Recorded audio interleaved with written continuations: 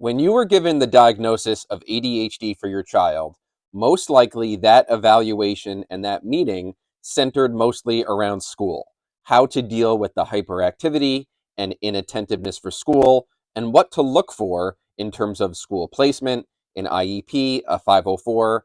Many of those recommendations may even be outdated based on what we now know about ADHD and executive dysfunction. But where parents are left really confused and really stressed is the lack of assistance in the home. ADHD behaviors tend to be the worst in the home towards parents. And it is parent training that is the number one recommendation for ADHD by the American Academy of Pediatrics. But real parent training for executive dysfunction is so hard to find, and it is not a focus of many of the individuals who are providing this diagnosis.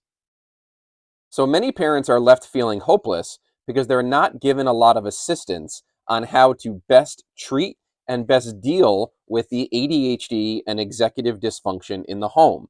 They were given lots of information about the attention deficits, but we now know that ADHD is truly about self-regulation and the ability to regulate your emotions, your language, your body, your behavior, especially in the home where ADHD behaviors tend to be at their worst. So parents are dealing with constant yelling, screaming, non-compliance, and really big emotions and big feelings in the home, and they are left lost on how to deal with this. Many students with ADHD have an average to above average IQ, and some of them can do really well at school, and it's not until they get home where the big behaviors come out. And that is because school is structured and home is unstructured. So we have to learn how to bring structure, high expectations, and daily expectations into the home.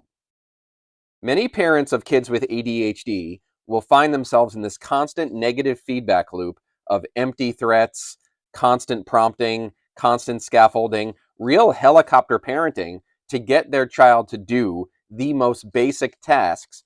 And more often than not, everything will revolve around screen time. If you do this, you'll earn your screen time. If you don't do this, you will lose your screen time. So here we are in this constant vicious cycle of taking the most highly stimulating and most addicting thing, and everything in the house revolves around that. What you need to do is sit down with your partner and come up with a family daily expectation plan, and sit down with your family when they're regulated and go through the chores, expectations, language that is expected of your child, regardless of screen time.